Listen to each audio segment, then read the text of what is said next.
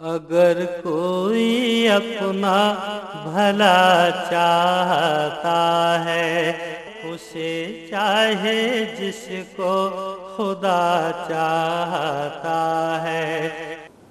अऊज़ु बिल्लाहि मिनश्शैतानिर्रजीम बिस्मिल्लाहिर्रहमानिर्रहीम। ख़वातीन व हज़रात, अल्हम्दुलिल्लाह रमज़ानुल मुबारक की आमद है। इस महीने में अल्लाह तबारक व तआला की बेशुमार रहमतों और बरकतों का नुज़ूल होता है और यकीनन इसको नेकियों का सीज़न करार देना गलत नहीं होगा।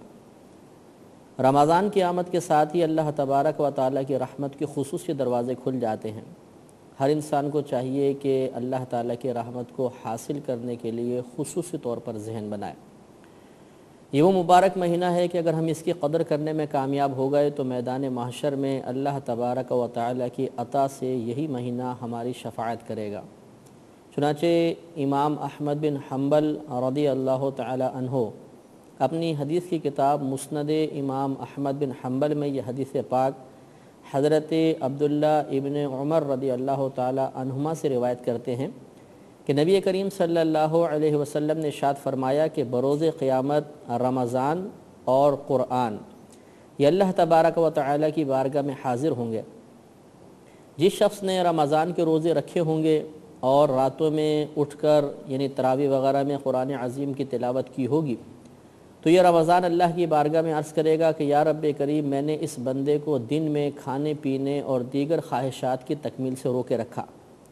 और कुरान ये कहेगा कि या रब्बे करीम, मैंने इसे रात में सोने से बाज़ रखा, तो हमारी शफ़ाअत इसके हक़ में कबूल फ़रमा ले। तो नबी करीम सल्लल्लाहु अलैहि वसल्लम इरशाद फरमाते हैं कि अल्लाह तबारक व तआला इनकी शफ़ाअत उस बंदे के हक़ में कबूल फ़रमा लेगा। इससे मालूम हुआ कि अगर हम रमज़ान के रोज़ों की रमज़ान के महीने की कदर करने में कामयाब हो गए और जिस तरह शरीयत का तकाज़ा है उस तकाज़े को पूरा करने में कामयाबी हासिल कर ली तो इंशाअल्लाह अज़्ज़ वजल मैदान महशर में अल्लाह तबारक व तआला हमारे लिए इन दोनों चीज़ों की शफ़ाअत का सामान करेगा, यानी रमज़ान और क़ुरआन अल्लाह के इज़्न से, उसकी इजाज़त से हमारी शफ़ाअत करेंगे और इंशाअल्लाह इनकी शफ़ाअत बारगाह रिसालत में मकबूल होगी, बारगाह इलाही में मकबूल होगी और इंशाअल्लाह हमारा बेड़ा पार हो जाएगा। लिहाजा हमें चाहिए कि रमज़ान के मक़ासिद को खुसूसी तौर पर पेश नज़र रखें और अल्लाह तबारक व तआला इस महीने में एक मोमिन बंदे से जिस किस्म के अमल का तकाज़ा फ़रमाता है, मुतालबा फ़रमाता है या उसे पसंद है कि मुसलमान उस तरीक़े से अपनी ज़िंदगी गुजारें, हमें उन तरीक़ों को जानना चाहिए। अल्लाह तबारक व तआला ने रोज़ों की फ़र्ज़ियत का मकसद बयान करते हुए ख़ुद कुरान अज़ीम में इरशाद फरमाया, या अय्युहल्लज़ीना आमनू कुतिबा अलैकुमुस्सियामु कमा कुतिबा अलल्लज़ीना मिन क़ब्लिकुम लअल्लकुम तत्तक़ून, कि ऐ ईमान वालो, तुम पर रोज़े फ़र्ज़ करार दिए गए हैं जिस तरह तुमसे पहली उम्मतों पर रोज़े फ़र्ज़ करार दिए गए ताकि तुम परहेज़गार हो जाओ। तो मालूम यह हुआ कि ये महीना और इसमें रोज़े रखना ये परहेज़गारी का तोहफ़ा अपने साथ लेकर आता है। अगर कोई शख्स इस महीने की कदर करेगा, सही तरीक़े से रोज़े रखेगा तो इंशाअल्लाह उसको परहेज़गारी हासिल होगी। इससे मालूम हुआ कि चूँकि महीना बहुत अहम है लिहाजा हमें बहुत एहतिमाम करना चाहिए। इसके एहतिमाम में सबसे पहला काम ये कि इस रमज़ान रोज़ों से मुताल्लिक़ सहरी, इफ़्तार और तरावीह वग़ैरह, एतिकाफ़ वग़ैरह से मुताल्लिक़ तमाम ज़रूरी मसाइल सीखें ताकि किसी गलती की बिना पर हमारा रोज़ा ज़ाया ना हो जाए या हम रोज़े की बरक़ात से महरूम ना रह जाएं। इसके अलावा मोमिन को चाहिए कि वो खुसूसी तौर पर इबादात में इजाफ़ा करे। मसलन 5 वक्त नमाज अगर खुदा न खास्ता नहीं पढ़ता था तो इस महीने में कोशिश करके हमें मुकम्मल तौर पे 5 वक्त नमाज पढ़नी चाहिए और अगर आप मर्द हैं तो बाकायदा जमाअत के साथ नमाज़ पढ़ें।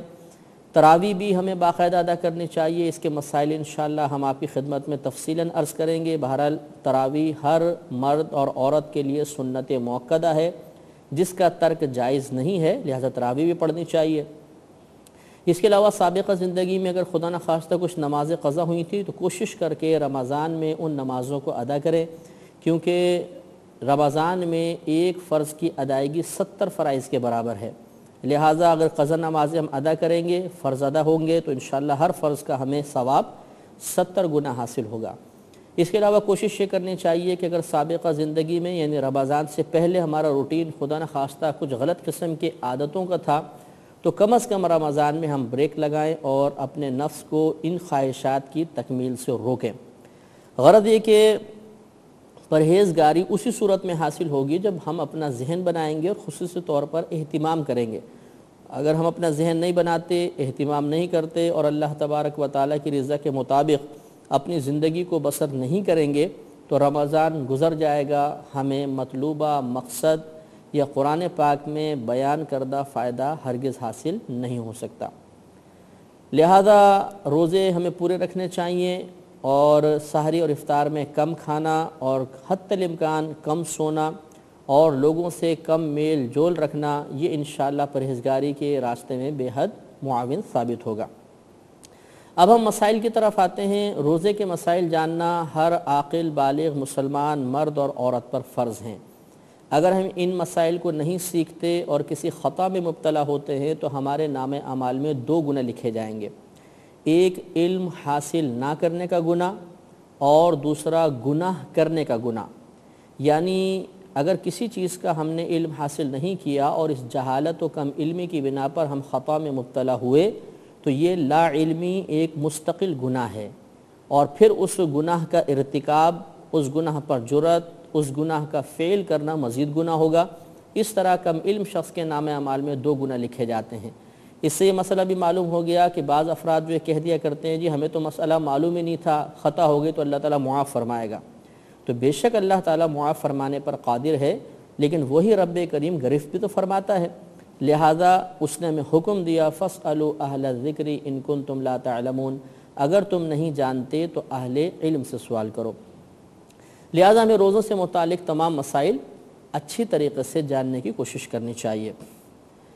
روزے کی تعریف ذہن میں رکھیے کہ شرعاً صبح صادق سے لے کر غروب آفتاب تک کھانے پینے، جماع وغیرہ سے رکنے اور تمام ایسے امور جس سے روزہ ٹوٹتا ہو ان چیزوں کو ترک کر دینے کا نام روزہ ہوتا ہے۔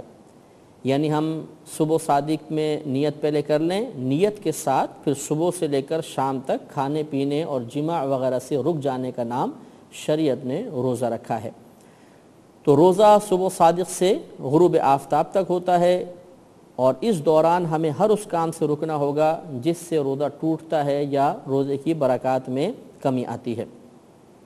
یہ بھی ضروری ہے کہ اگر خواتین ہوں تو ان کا حیض و نفاس سے پاک ہونا ضروری ہوتا ہے، کیونکہ حیض اور نفاس کی حالت میں روزہ رکھنا منع ہوتا ہے۔ اور ان بہنوں پر قضا ہوگی کہ نہیں ہوگی اس پہ انشاءاللہ ہم تفصیلی کلام بعد میں کریں گے۔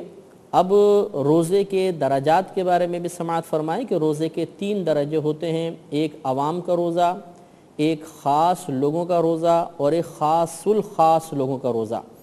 عوام کا روزہ تو یہی ہوتا ہے جس کی ہم نے تعریف آپ کی خدمت میں عرض کی